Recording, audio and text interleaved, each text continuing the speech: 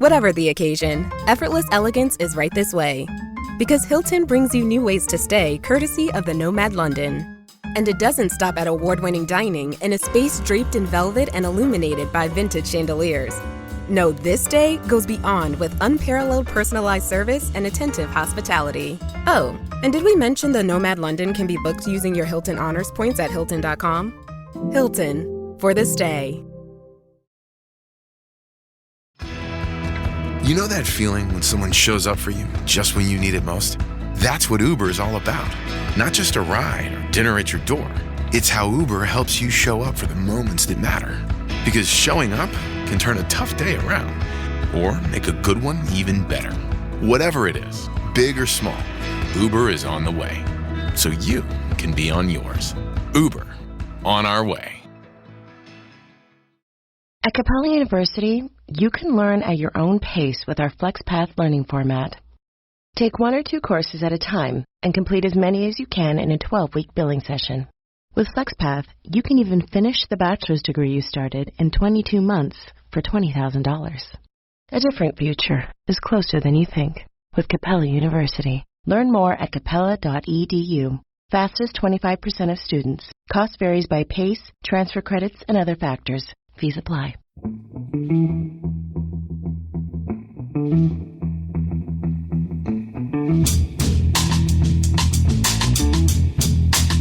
Hello and welcome to The Price of Football, the show that looks at the money behind the beautiful game with me, Kevin Day, and of University's Kieran Maguire. Last week, Kieran, I was complaining that we saw too much of each other because we were recording so many different things, and now I feel like I've had a whole week without you, and I'm slightly bereft. I don't. You're my anchor, Kieran. You're my rock. I didn't quite hear that anchor. Did I hear that correctly? I've spent a lot of time talking about the pod this blinking weekend as well. A funeral and who would have thought that the funeral of a delightful 96-year-old man in Birmingham would have had so many Price of Football fans at. Who were it's like, please, I'm trying to sing the hymn here. Can you stop asking me questions about whether Kieran's bike really didn't have pedals on it? Essentially, and I'm going to break it. It's questions day. I'm going to break my golden rule, Kieran, because in general, I don't like giving shout outs. I'm against that sort of thing, basically, because then you end up sounding like Heart FM or whatever. Amanda Holden needs to. I know I'm one to talk, but Amanda Holden really needs to update her photograph on those adverts. But I'm going to give a shout on Saturday. I went to a 70th wedding anniversary party. Wow! I know, it was fantastic for John and Anne Howes, who are both 95, and John was the man who took me to my first ever Palace game. So I knew many of the people. We worked out that he's probably responsible for about 110 Palace fans across 3 generations now, through taking people to their first game. Well, he's got 5 sons, all Palace fans. And it was wonderful. As I got to, he's completely, absolutely with it. Still gets angry about politics and all sorts of things. Well, I got to say to him, John, there haven't been many times in the past 60 odd years where I've thanked you for taking me to my first Palace game. But in the last 2 weeks, I've been praising your name to high heaven. So fantastic. Yeah, but also your name came, at one stage. Somebody said to me, "Would it have been better if Kieran had come to this rather than you?" Because he could answer. He could answer the questions. There's all these people sidling up to me saying, "How much are we getting from winning the FA Cup? How much do we get from what were our finances like?" So it said wedding anniversary. Come on now. How was your weekend, by the way, Kieran? A very fetching blondie shirt you've got on there. Looks like an original. Thank you. It's got Debbie Harry. I owe Debbie Harry an awful lot. When there are an awful lot of questions about my own sexuality, mainly from my own family, I got myself a Debbie Harry poster and managed to fend them off. Yes, I'm not saying that they were wrong at the time, but, no. but you have to do what you have to do. It's amazing how easily an Irish family are fended off, isn't it? Really, it's like, yes. It's got a picture of a woman in his room. Thank God for that. It's not that when they're not realising that half the family are of fluid sexuality already. It's always Kate Bush for me. I have to say, still, I think one of the most important artists. We're quite a long way into a football finance podcast, isn't it? It's without actually mentioning football finance. Should we do some? You still didn't tell me what you did at the weekend. Well, I went to see my old history teacher from school. Oh, because he was doing a gig. He what? Yeah, he was known for his capability to turn the repeal of the Corn Laws, Starnerism, and so on. And he was an absolute genius, complete maverick. Yeah, one of those sort of a proper old Mr. Chip style teacher, Dave Akers, and he was one of the people that made me want to become a teacher because if I could do a tenth of what he could do, I would be so proud. So he always had a fascination with history, and it was a gig in Brighton. He's 82. wow. So he's still got the voice, and the amazing thing was songs which I learnt in 1979, which I've not sung since. I was able to do the choruses for in 2025, as was the rest of the audience, because we're all ex-pupils. So it was absolutely fascinating. And he said, I've got two songs about my two favourite women in British history, Queen Elizabeth I and Emily Pankhurst. And you realised that this guy helped shape my views on the world, because he was a genius then, he's a genius now. And Dave Akers, that's a proper 70s teacher name, isn't it?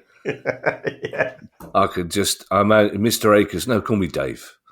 It was that. Yes. Yeah, of course it was. Yeah, we had a teacher called Mr. Ayres, who introduced himself, said, "My name's Mr. Ayres. Most people call me Pubic, save you worrying." So, anyway, questions. Let's not go down the rabbit hole of what I actually think about Elizabeth I.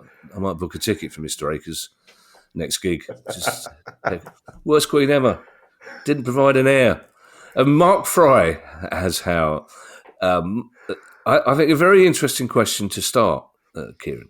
Mm. Mark Fry says, I wonder if either of you, by which he means you, Kieran, obviously, would be able to answer a question that's been puzzling me for months. And I think a lot of fans of this club would have been puzzled as well. How can the EFL impose fines or point deductions on clubs like Reading when they authorise the owners as being fit for ownership in the first place? Seems to me a valid question, Kieran. Yes, I think it's a sensitive question as well, because if we take a look at Dai Yonga, I believe that he initially tried to acquire Hull City Football Club when they were in the Premier League, and he failed the owners and directors test set by the Premier League. He then started to get involved with Reading, and again, you're relying here on rumour and counter-rumour and so on. So we can't say this with any definitive certainty. The Premier League said to the EFL, well, we don't think he's necessarily going to be great. But the EFL have a rule book, and they went through their rule book, and he said, well, there isn't... He has passed the test. And initially, it has to be said, he was a very benevolent owner. Reading had a very competitive budget for a few years. Then, for whatever reason, his personal circumstances started to change and started to deteriorate. And I use this word relationship sort of quite forcefully there. And the reason for that is that what we've had between Dai Yonga and Reading Football Club is a divorce. And on the day you marry somebody, you're in love with them and you want to spend the rest of your time with them, and all you can do is see the positives. And what we've seen since there has been a slow deterioration. And Reading got fairly close to the playoffs to get to the Premier League, and if they had done that, we could be having a completely different conversation. But I would certainly say that, in my opinion, the EFL has tightened up the rule book considerably since the days of Sean Harvey. I think it's fair to say I'm not necessarily Sean Harvey's biggest fan, given some of the things which took place under his period of control of the EFL. And I'm certain that the EFL tried to do the right thing. And my observation in terms of Di Younger leaving Reading Football Club was that the EFL eased him out as best they could using the current rulebook. And there were other parties as well trying to not bully him out of the club, but to persuade him that it was in the best interests of both himself and Reading Football Club. It's a difficult one, Kieran. So if I was a Reading fan, I'd be standing to applaud Mark Fry's question, basically, because as a Reading fan, you think, well, hang on a second, you sanctioned this guy taking over our club in the first place. That's kind of like a failure of recruitment in a way in any other organisation. But on the other hand, we have a very good relationship with the EFL, and if at the time Di Younger's finances looked in perfectly good shape and he was a perfectly credible potential club owner, then what can you do apart from having an annual review of unfit and improper persons and then sacking people who don't look like they're fit to run a club? It's very difficult to know where the level of interference for the EFL or the Premier League or the National League begins and where it ends in terms of who should take a club over and who shouldn't. That's right. And if a club is losing 10, 15, 20 million pounds a year, you can't get rid of the owner, because if you do, and that owner is still funding the club, then the club goes bust. So it's got to be a process where the sustainability of the football club in terms of A, finding a new owner, and B, finding an appropriate owner. And that's a separate issue.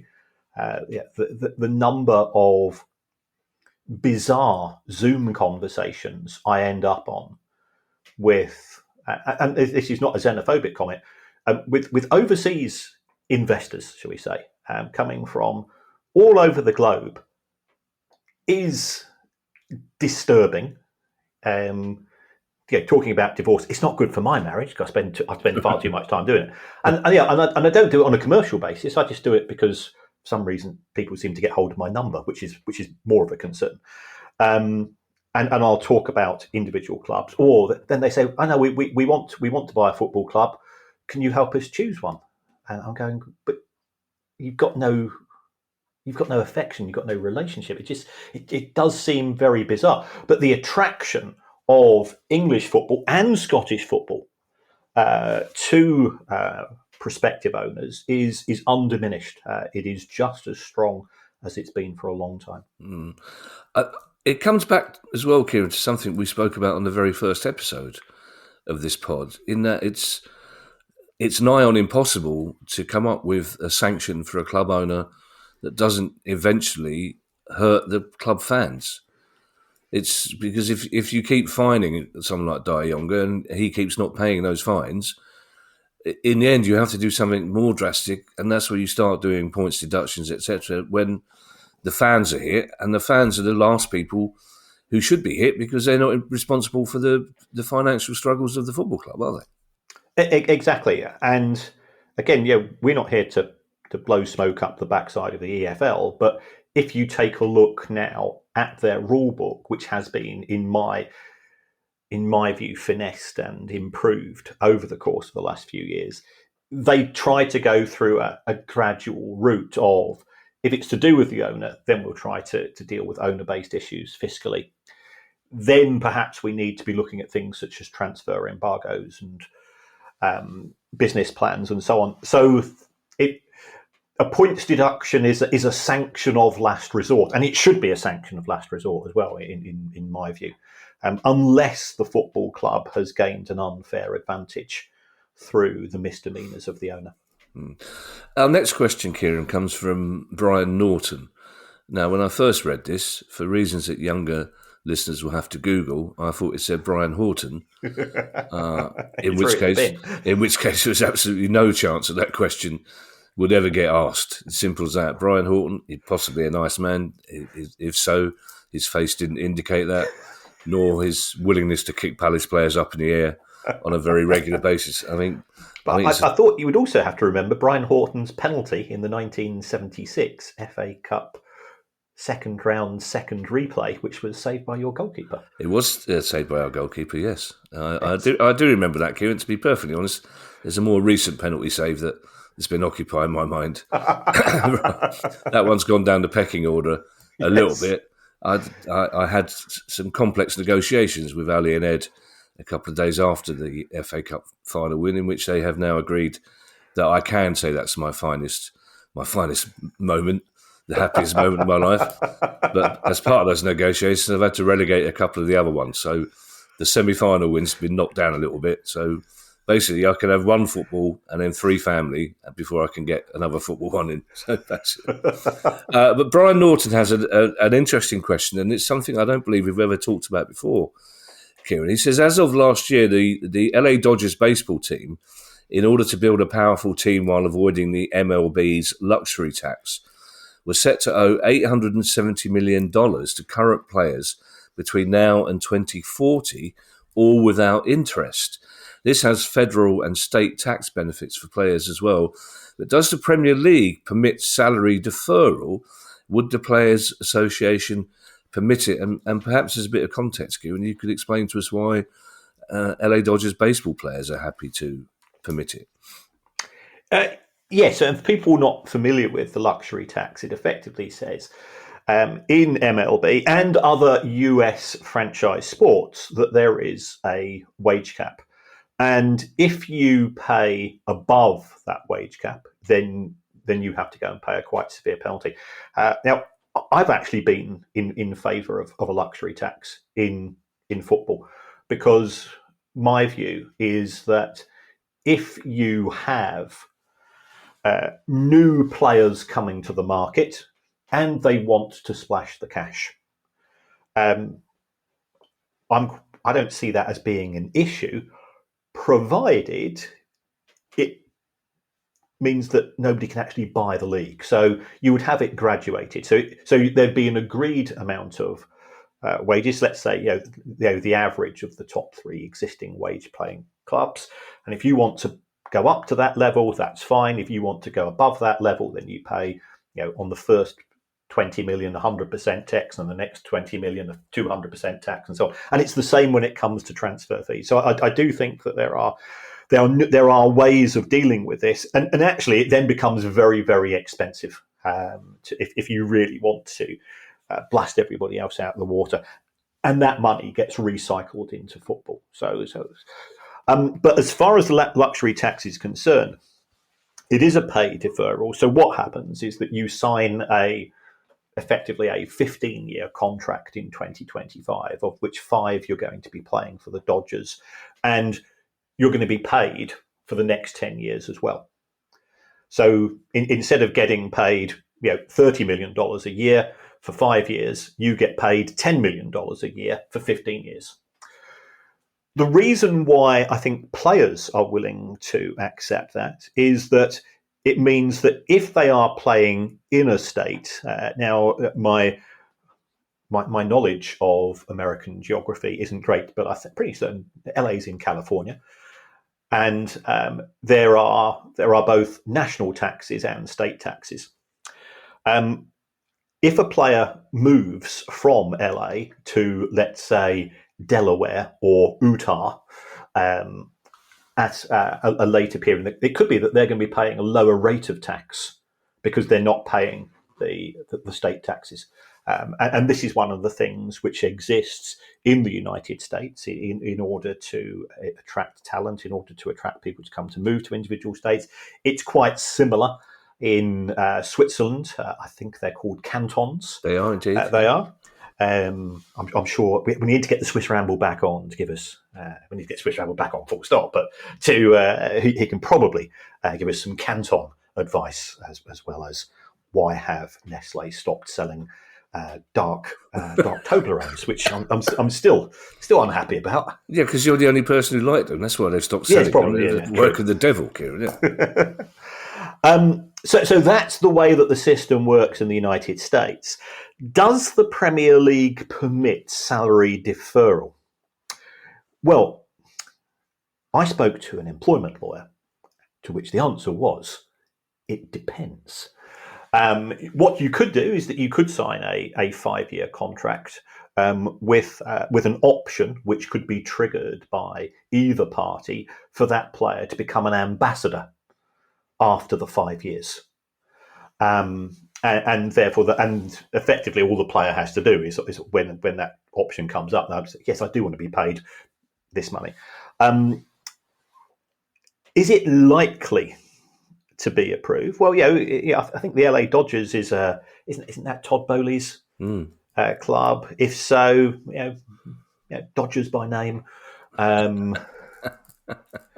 When you look at Chelsea's unusual fiscal arrangements, it will be certainly something that they would be interested in.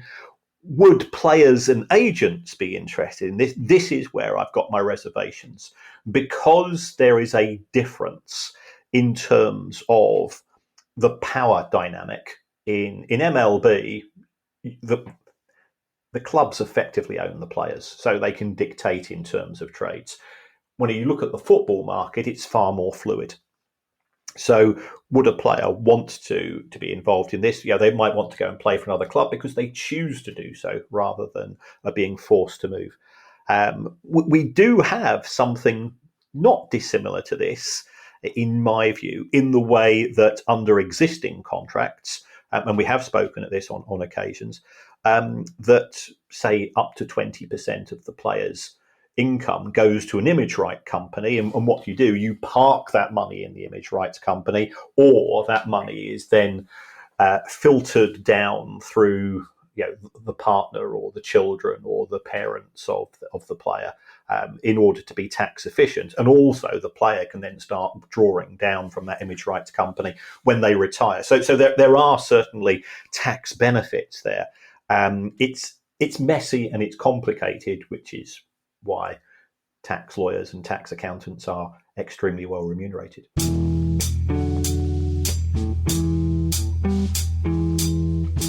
If you've shopped online, chances are you've bought from a business powered by Shopify. You know that purple Shop Pay button you see at checkout? The one that makes buying so incredibly easy? That's Shopify. And there's a reason so many businesses sell with it, because Shopify makes it incredibly easy to start and run your business.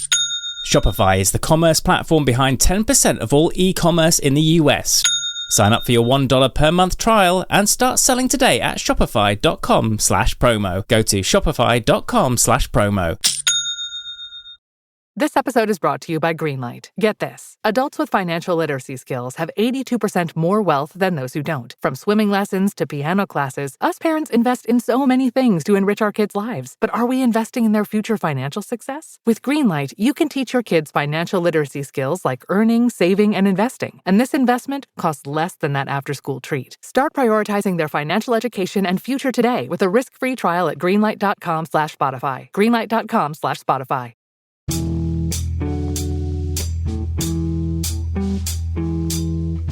Can I just clarify two things there, Kieran? So if we were talking about an English club, so a player, let's say, I don't know why Sol Campbell and Ashley Cole are going through my head here when it comes to high salaries, but let's say Ashley Cole is at Manchester United on this deferred salary thing. So he plays for Manchester United for 5 years at £20 million a year, whatever.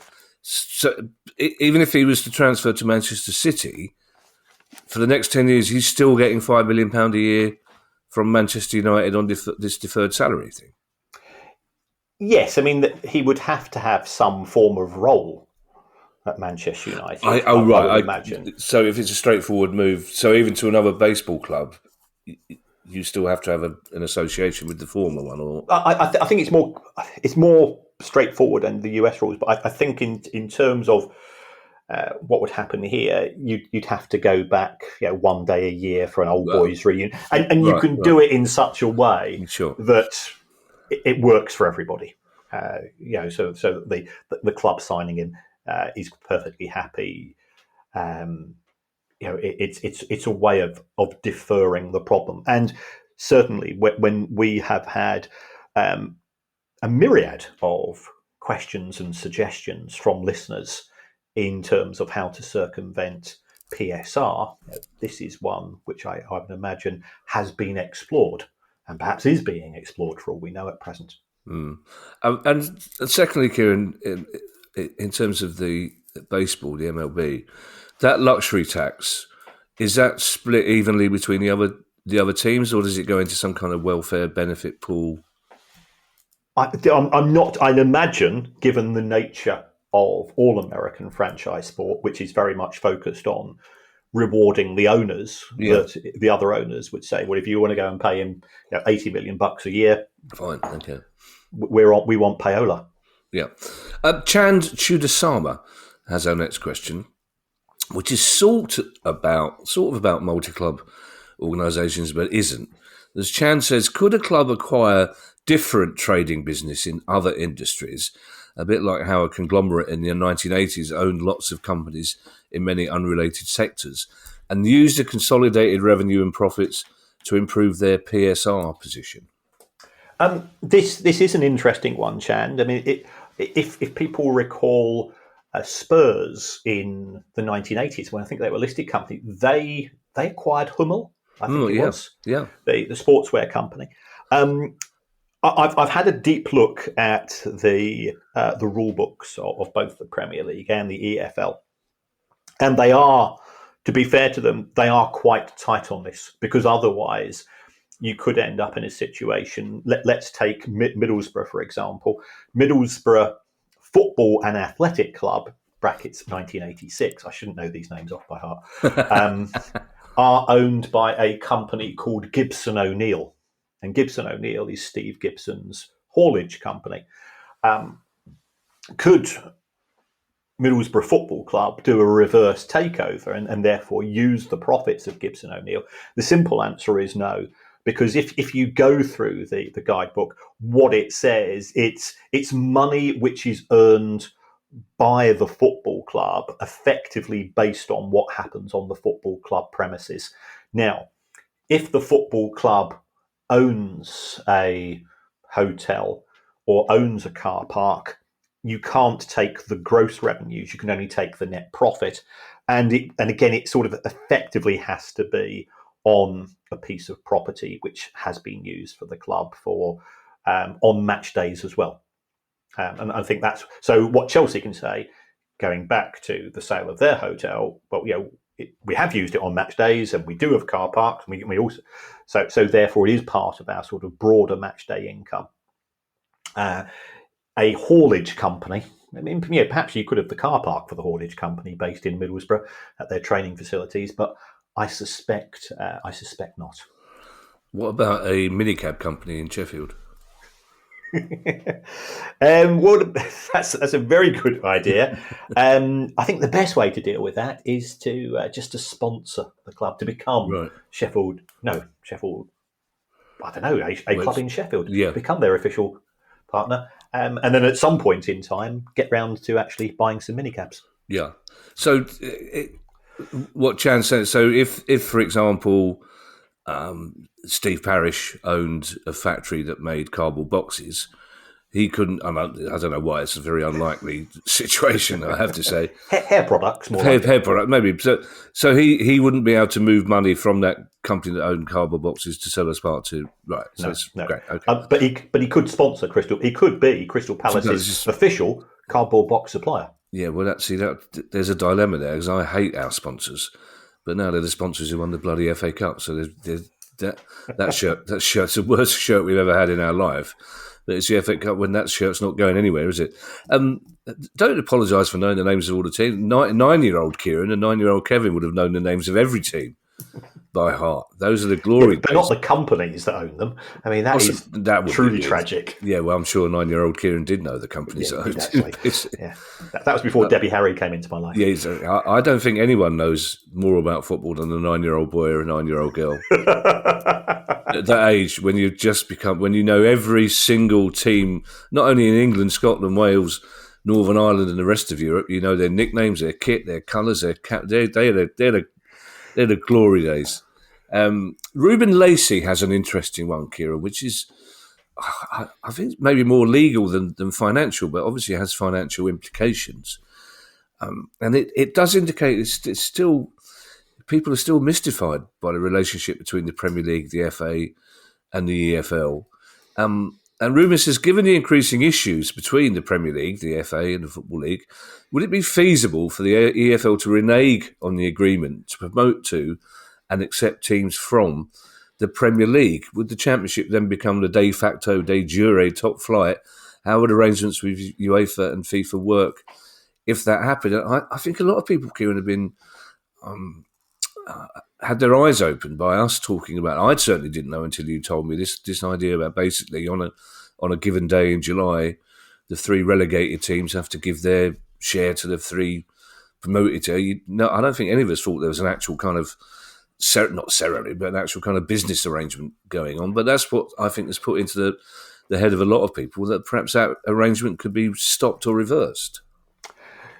Well, I have been asked on numerous occasions recently, because we have had Burnley Football Club, American-owned, Leeds United Football Club, American-owned, and congratulations to Sunderland, they're owned by a guy from Monaco. Congratulations for getting promoted.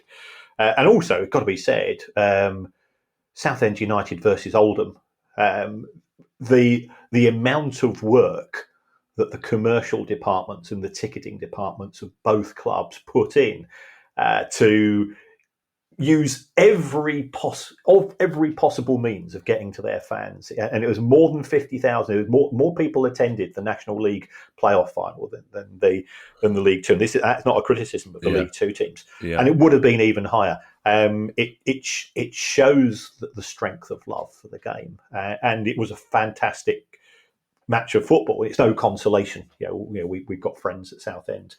It's no consolation to them, but it was an amazing football match as well, as was the Champions League final. Oh my God! How wow! Yeah. Well, I'd been at that 70th wedding anniversary party all day, which is just because the 2 95-year-olds don't drink. It didn't seem to deter anybody else from doing so. But what incredible! I've never seen it. I thought it was going to be a close game, but my God, PSG were good, weren't they? Wow. They were tasty. They were tasty. So could the EFL do this? Well, the EFL clubs would have to vote to never get promoted to the Premier League. Yeah. That ain't going to happen. Yeah. I think there's a greater risk of the Premier League, and certainly we saw this with Project Big Picture, which was A, reducing the size of the Premier League to make it more difficult for EFL clubs to get there, and B, 3 up, 3 down being replaced with 2.5 up and 2.5 down, in that there would be a playoff between the third bottom team. Listening to some owners, we are nearly reaching that tipping point of having 14 US owners of Premier League clubs. I think we'll be up to 12. That's the point I was referring to in respect of Burnley and Leeds. I don't think it can be done. If they reneged, I suspect the Premier League would just turn around and say thanks. I think the likes would be absolutely delighted. The likes of Steve Parish and Tony Bloom would be all right. Well, if that's the way you want it, yeah, okay. If it's up to you, of course they'd be delighted. It'd be perfect. Because in terms of valuing a club, and I'm going through some valuation exercises at present, the one thing which is noticeable, that risk reduces value. Now, if you take away the risk of ever being relegated, and there's just been a Forbes report, which we'll talk about in more depth on the Thursday show, which values, I think it's the 30 or 40th biggest clubs in the world, which amazingly features both Palace and Brighton. But why are there so many MLS clubs there? Is because that worst case scenario, you're never going to get relegated. You can stink the place out, but you still got all those revenues coming in. Whereas if you do that in the Premier League, you do drop down, and that uncertainty reduces value. You take that away, all owners of clubs, apart from the big six who ain't ever going to get relegated anyway, would be rubbing their hands together with glee, because it would put tens, if not hundreds of millions of pounds of value into their individual clubs. So how would, going back to Ruben's question, Would the Championship become the top flight? No, because all of the focus, even more focus, would be on the Premier League. How would arrangements with UEFA and FIFA work? It's 4 or 5 clubs from the Premier League, so that would involve no change as well. And also, when was the last time that an EFL club won the Carabao Cup or the FA Cup? We're old enough to remember. I remember you were saying about Jim Montgomery's save where Sunderland won it in 1973 and so on. I think Southampton in 76. Yeah. Was that the last time, probably? They beat us in the semi-final and then beat Man United in the... Yeah. I think West Ham in 1980 were... Oh, were they? Division 1 when they beat Arsenal, I think. Yeah. Was that Tricky Trevor's stooping header? Yeah. Yes, could be. Yeah, cool. But it's not going to happen again, given the gulf. Yeah. So I don't think Premier League clubs would be too unhappy. I think there'd be a lot of EFL clubs who would be mightily miffed, though. Of course they would, yeah. The Oldham Southend game presented me with a terrible dilemma yesterday. It's a very old mate of mine is an Oldham fan, and a very old mate of mine is a Southend fan. So I still haven't said anything to say. I can't bring myself to just send a text saying hard, because if I got a text from anybody going hard luck, I would throw the phone at them. Basically, I would get on a train wherever they lived and throw them. But our penultimate question comes from Jeff Carr, and it's a cracker. Kieran, I think this is a really, really interesting question. It's more of an essay question than a multiple choice, I'd say, but it's a great question. Because Jeff says, if we had an independent regulator in 1991, would the Premier League have come into existence, or would it have been against the tenets of an independent regulator, given the position adopted with respect to the European Super League? It's a great question for discussion, Kieran, isn't it? Yes, because we recall the incredible opposition to Super League, but Super League is no different to Premier League in that it was a breakaway competition. And the one thing that the Premier League did commit to was promotion and relegation, whereas the European Super League was a closed franchise product. So as far as the independent regulator is concerned, and I've been contacted by quite a few parties over our summary of the changes to the legislation last week, and I think some people are in agreement with our position that it's a bad change to the legislation.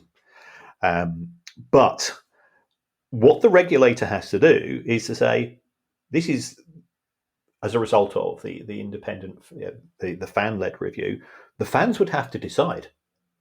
And therefore, it would come down to effectively a pitch. If owners could persuade fans to say, actually, we think this is a positive for football, and the Premier League has been a positive force for football. There were too many people around in the late 80s and early 90s with very, very old-fashioned views as to how the product should be marketed. And I hate to use the word product, but how football should be marketed, how it should be sold, how it should be broadcast. And the Premier League have got it right 9 times out of 10 in terms of their ideas, and deserve a lot of credit for that. It would be, could owners persuade fans that it's in your interest? And this also applies to Super League. Super League is not dead. Super League, effectively, there'll be some form of veto.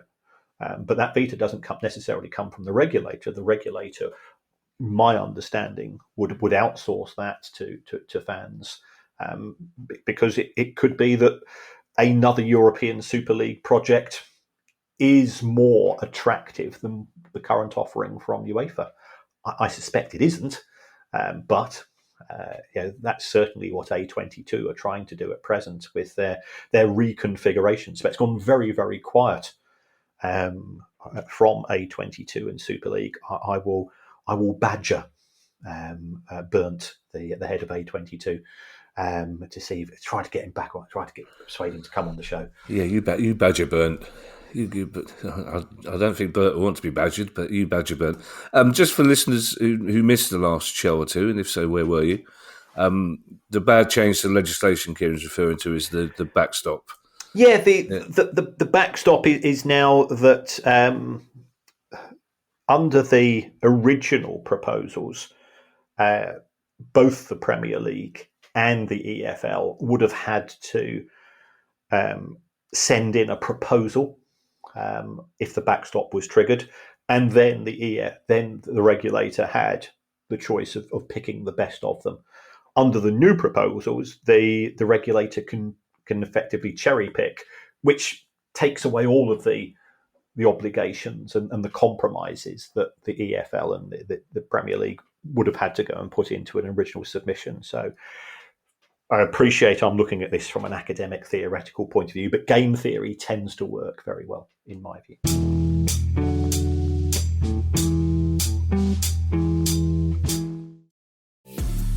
This episode is brought to you by Amazon Business. How can you free up your team from time-consuming office tasks? Amazon Business empowers leaders to not only streamline purchasing, but better support their teams so they can focus on strategy and growth. Free up your teams and focus on your future. Learn more about the technology, insights, and support available at amazonbusiness.com. As a contractor, I don't pay for materials I don't use. So why would I pay for stuff I don't need in my mobile plan? That's why the new MyBiz plan from Verizon Business is so perfect. Now I can choose exactly what I want, and I only pay for what I need. Right now, with MyBiz plan, get our best price, as low as $25 a line. Visit verizon.com/business to get started today. Price per month with 5+ lines. Includes autopay and paper-free billing and special intro offer discounts. Taxes, fees, economic adjustment charge, and terms apply. Offers end June 10th, 2025.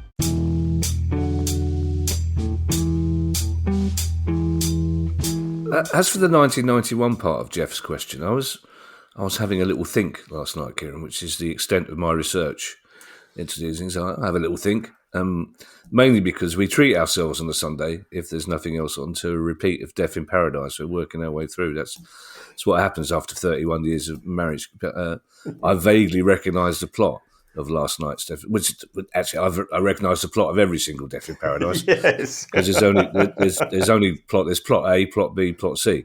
But I was thinking, and I was trying to recall back in 1991. I don't remember any real opposition to the idea of the Premier League.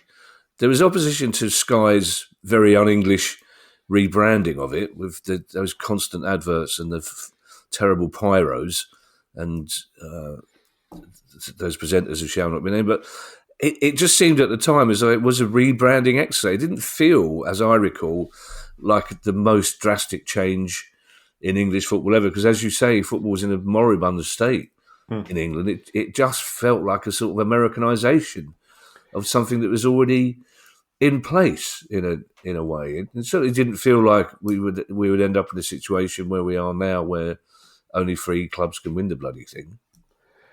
Yes, there was no sort of fan activism the way that we have today through social media. We were reliant on once a month a fanzine coming out. Yeah, and I used to religiously buy When Saturday Comes and so on, because that's what you did, and you weren't really aware of what was happening. Whereas today we've got sort of 24/7 connections. It was an improvement. Whereas Super League was not only clubs disappearing, but drawing up the gate behind them, slamming that gate behind them and saying, you will never be able to play at the top tier of European football again.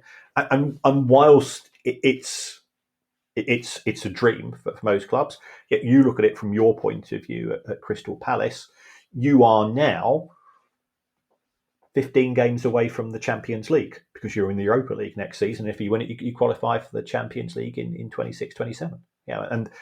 And that hope, that excitement, that adrenaline is unique. And in my view, it should be accessible to as many fans as possible. I'll stick with the Europa League at the moment, Kieran. There's one baby steps, Kieran. This one's. When Saturday comes and there was another one. Was it? I can't remember. Was it on the ball or off the ball? There was 2 of them. They were both brilliant, but there was some. I was walking along Charing Cross Road the other day. There used to be the most amazing football fanzine shop on Charing Cross Road. I imagine it's a bubble tea shop now. But it just sold football books. And basically, if I wanted a West Ham fanzine or a Walsall fanzine, you'd go to that shop and you could buy the fanzines of every club, and they were fantastic. Yeah. It's long gone, but I miss that shop. Our last question, Kieran, is another interesting one, and it comes from Luke Judson. And Luke says, hi. Now, I always like a question that says hi. Luke says, I'm very tired and irritated when people call Pep Guardiola a checkbook manager. So my question is this: how does Sir Alex Ferguson's spending, with inflation taken into account, stack up with Pep's spending? And also, how much percentage-wise did Sir Alex overspend his nearest title rivals compared to Pep? And also, how much did you enjoy getting the spreadsheets out to answer Luke's question? I was going to actually thank Luke very much there, but you got there before me. So I do have. I don't think this would come as a huge surprise. I do have an inflation-adjusted spreadsheet. Of course, you do. When it comes to player recruitment, and I'm sorry, Luke, your theory isn't going to hold up too well here. Oh. If we take a look at the average spend per season, inflation adjusted, under the years of Sir Alex Ferguson, Manchester United spent £148 million a year. Still very sizable and certainly one of the biggest. But since Pep became the manager of Manchester City Football Club, again, inflation adjusted, his figure is 239 compared to Sir Alex's 148. So there is a significant advantage. As far as the second question was concerned, how much percentage-wise did Sir Alex overspend his nearest title rivals compared to Pep? Again, if I look at the figures from 1992 to 2013, the inflation-adjusted expenditure was, in first place, Chelsea Football Club, 4.7 billion. Second, Liverpool, 3.9. Third, Manchester United, 3.3. Fourth, Manchester City, 2.9. And people say, well, hold on, City spent one. Remember, we're looking at the Fergie years. That stopped in 2013. Fifth, Spurs, 2.7 billion. And this might upset some Arsenal fans because they're having a bit of a grumble at present. Spurs actually spent more inflation adjusted than Arsenal of the big six, who came sixth with 2.5 billion. That's interesting. I'll come back to City in a moment, but the Spurs Arsenal figure, that might look different when the spending on Spurs Stadium comes into account, or that? I think it might. That might have reversed since, but specifically for this period of time, I think Spurs went through a phase of big spending. Spurs tend to be quite erratic in their spending behaviour. Yeah. Because that was the Arsenal argument, was it? Or the Wenger argument. While the stadium was being paid for, they couldn't spend the sort of money they wanted. I suppose as well, if you're on the Man City side of this pub argument, Luke would probably argue that there was a period where Fergie benefited from a brilliant youth system when you had 5 or 6 of Fergie's team for 5 or 6 years. The backbone of that team, the Scholes, the Nevilles, were products of the academy, which meant that would have been a way of them not having to spend as much money, City fans would argue. Yes, and also I think there is a case for saying, if we take a look, certainly for the first decade of the Premier League, there weren't many teams competing for the Premier League title. Yeah, we had Jack Walker's spending came and went relatively quickly. And therefore, it was Manchester United versus Arsenal, and Manchester United were outspending Arsenal on a regular basis. It has to be said that Liverpool were very competitive in the transfer market, and that didn't materialise into success. Whereas, again, sort of in support of Luke's viewpoint, when Manchester City were acquired by Sheikh Mansour in 2008, they were the Keystone Cops of Northwest football. Lovable, wacky. Everybody remembers when Manchester City were keeping the ball in their own corner flag area, when they needed to win, when they were drawing. This was just prime City. And it made, I've always had a bit of an affection for City because of those crazy years. And they were a huge way behind the other members of the Big Six, what we refer to the Big Six today, and therefore they had to spend large amounts in order to do a massive catch up. But their inflation adjusted spending was still £400 million less than Manchester United, because in that period, 1992 to 2008, City didn't buy players. There are, I've got quite a few tales about Manchester City, which unfortunately I cannot repeat on air, about the state of their finances during that period. Well, it's also, isn't it? I mean, I know it wasn't a direct shift, but it's a fairly cosmic shift from, one decade you're partly funded by a toilet roll manufacturer, yes. And the next minute the Middle East comes knocking. Also, as well, from Luke's point of view, we mentioned the Champions League. You can spend as much money as you want on players. It still takes a special manager to get the best out of them, as we've seen with PSG, some of the best managers in the world failing to get the best out of players. And I hadn't noticed that Neymar was always injured when the carnival was on in Rio. Always injured when the carnival was on in Rio. So I think it's really interesting that PSG have had this not seismic change, but certainly a sizable change in their culture when they're starting to recruit young players from France, and it's paid off. And who would have ever you could never use the word likeable about PSG in previous seasons, even if you admired their forward attacking football. You go, I don't like this team. Whereas now, no disrespect to Inter fans, I wanted them to win on Saturday night, and they were just a joy to watch. Yeah, I think I wanted them to win because Inter had that strange remanifestation of the Nike swoosh. Yes. And I think that's just a marketing exercise too far for me. Yeah, there's no second guessing what's going to annoy middle-aged football fans, is there? You just Ali would just say, "What are you tutting at now?" It doesn't matter. You won't understand. The swoosh, Ali. Thank you to everyone who's donated to the pod via our Patreon page, and everyone who has now joined the brand new Price of Football Club. If you'd like to join that club too and get every episode a day earlier than everyone else, ad-free listening, and invite to our monthly Q&A sessions, bonus episodes, and more, then go to our website, priceoffootball.com. If you have a question you'd like answered on our weekly question show, you can email us at questions@priceoffootball.com.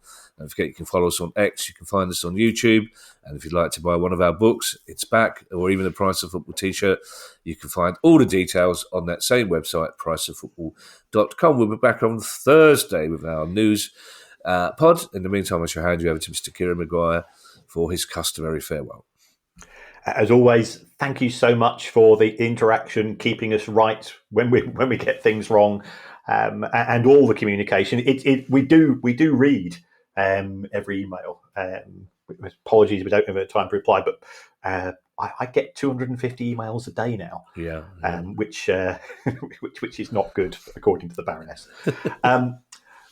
There's various ways you can support the club, and we try to make sure that if you are part of the club, that the benefits are genuine and authentic. But there's another way you can support the club, and that's support the pod. That's to give us a review. It doesn't take very long. Just pop on to your app. It makes a difference in the charts. It makes a difference when people are coming on. And you could even say you would rather have the show presented by Scott McTominay, because he would get my vote for the Ballon d'Or. And Scott from Thunderbirds. I love it. You're a Man United coach. Going, what does this team need? Oh, it needs that player that we let go for barely nothing to Napoli, who's just won. That'd be a great one. I used to love Thunderbirds so much. Oh, yeah. You realise, Kieran, you saying that, you realise that between us, when it comes to emails, if you're getting 250 a day, between us, we are getting 252 emails a day. Incredible, isn't it? All about football finance. Bye, everybody. Bye. The Price of Football.